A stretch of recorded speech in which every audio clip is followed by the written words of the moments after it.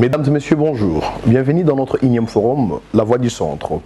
Comme d'habitude, on se revoit encore cette semaine pour évoquer les questions d'actualité. Mon nom est Gisle Mangy, commissaire national du regroupement politique Le Centre.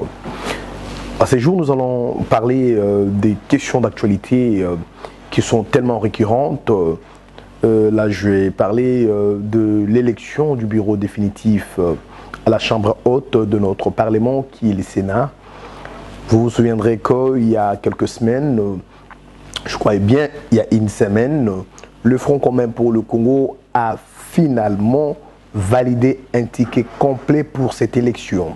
Ce ticket qui sera conduit par la candidature du sénateur Alexis Tambwe Mwamba comme président du Sénat et d'autres éminents membres du Front commun pour le Congo, notamment les professeurs Évariste Bochab, les sénateurs Éric Robouillet, donc avec tous les autres éminents membres du Front commun pour le Congo qui sont alignés comme candidats au sein de ce ticket Alexis Tambwe Mwamba.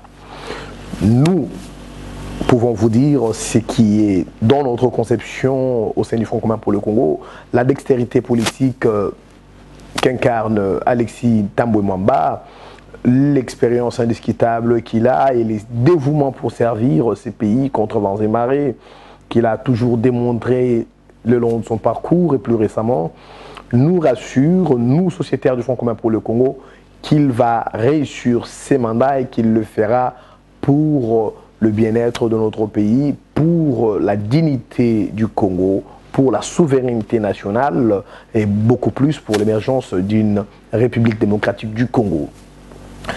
Et à ce sujet, nous allons encore voir dans un autre aspect, vous savez, la Chambre haute de notre Parlement, c'est une institution prestigieuse qui ne peut être que dirigée par une personnalité ayant une vision des grandeurs, une vision souverainiste de notre pays. Et voilà pourquoi cette candidature ou ces tickets Front commun pour le Congo pour la présidence du Sénat et le bureau complet représente un gage de la solidification de notre souveraineté et la protection de nos valeurs nationales. Et encore, comme je l'ai dit tout à l'heure, de l'émergence d'une démocratie dans notre pays. Mais aussi, il faut que nous puissions noter que le Sénat a été conduit pendant plus d'une décennie par une personnalité rigoureuse qui est le sénateur Léon Kingo Adondo. Il ne peut pas être remplacé par quelqu'un ou un individu qui se trouve encore dans le stade d'individualité ou de cavalier, dans un stade de rébellion. Non, la Chambre haute de notre Parlement mérite d'avoir à sa tête une présidence issue d'une grande force politique qui est d'ailleurs le Front commun pour le Congo. Le Front commun pour le Congo s'inscrit dans une logique victorieuse parce que déjà ayant la lourde majorité au sein du Sénat avec plus de 90 sénateurs et plus les autres alliés, nous comptons sur le ticket Alexis Tambwe Mwamba pour gagner cette élection du bureau définitif du Sénat.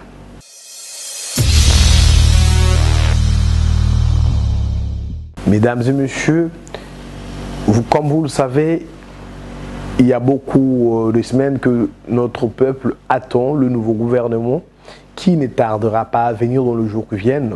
Nous sommes heureux de vous informer que les informations que nous avons obtenues auprès des négociateurs de notre famille politique nous rassurent que le travail a évolué à plus de 95% et que dans quelques jours, nous allons avoir un nouveau gouvernement à la taille des défis qui sont en face de notre génération.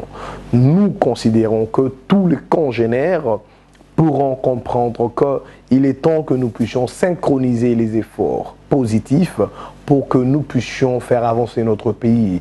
Il n'est pas temps que nous puissions céder aux diviseurs. Il n'est pas temps que nous puissions céder à tous ceux qui veulent tirer les ficelles de la cacophonie dans l'espace politique ou au sein de la coalition Front commun pour le Congo. Cela m'envoie ici recommander à nos militants de Cap pour le changement et ceux du Front commun pour le Congo à une escalade parce que la température actuelle n'est pas dans le bras de fer ou dans le petit jet des enfantillages. La température actuelle, elle est celle qui demande que la base puisse être en cohérence avec le sommet, avec les autorités des différents camps politiques. Comme vous le voyez déjà dans les réseaux sociaux, il y a des images qui vous démontrent la cohérence, l'unité, l'amour, le patriotisme, le nationalisme qui réunit les autorités du Cap pour le changement, notamment le président de la République, Félix Antoine Tshisekedi, et l'autorité morale du Front commun pour le Congo, le président de la République honoraire, Joseph Kabila Kabange. Cet esprit patriotique, nationaliste, doit être celui qui va animer notre base. Il faut que notre base puisse être mise à l'abri de manipulation de certains extrémistes qui voudraient encore replonger la classe politique dans la cacophonie. Actuellement, nous attendons que nous puissions désormais fixer les caps vers les problématiques économiques, sociales, sur les réformes que doit engager donc le nouveau gouvernement pour que nous puissions rencontrer les attentes de notre population. Chers compatriotes, l'air est à la hauteur et non à la bassesse. Donc, nous sommes tous d'accord et nous avons tous vérifié que, de part et d'autre, la base, les militants sont virils, sont offensifs, mais nous voudrions que cette offensivité soit synchronisée pour que nous puissions capitaliser les énergies de camps politiques en coalition aujourd'hui pour poursuivre les développements de notre pays.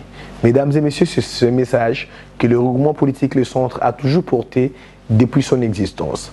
La recherche permanente de consensus quand il s'agit de la problématique nationale.